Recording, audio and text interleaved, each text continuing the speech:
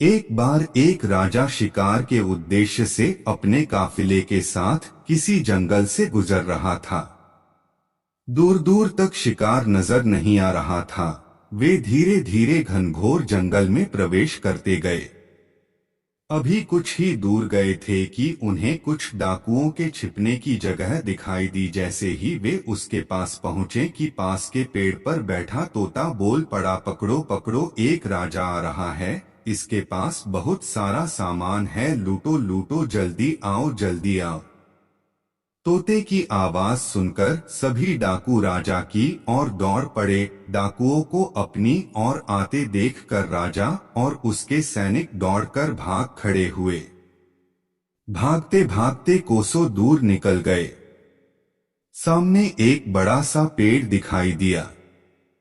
कुछ देर सुस्ताने के लिए उस पेड़ के पास चले गए।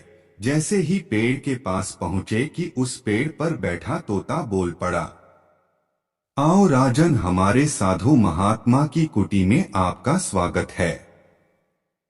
अंदर आइए, पानी पीजिए और विश्राम कर लीजिए।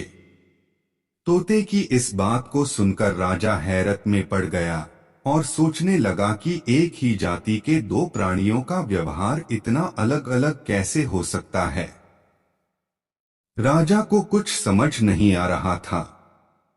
वह तोते की बात मानकर अंदर साधु की कुटिया की ओर चला गया।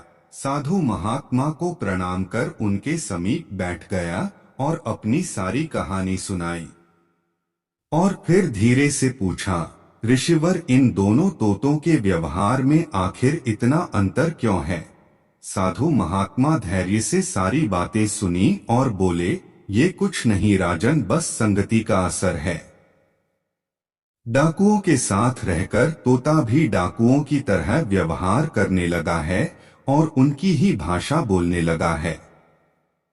अर्थात जो जिस वातावरण में रहता है वह वैसा ही बन जाता है। कहने का तात्पर्य यह है कि मूर्ख भी विद्वानों के साथ रहकर विद्वान बन जाता है, और अगर विद्वान भी मूर्खों के संगत में रहता है तो उसके अंदर भी मूर्खता आ जाती है। इसलिए हमें संगति सोच समझकर करनी चाहिए।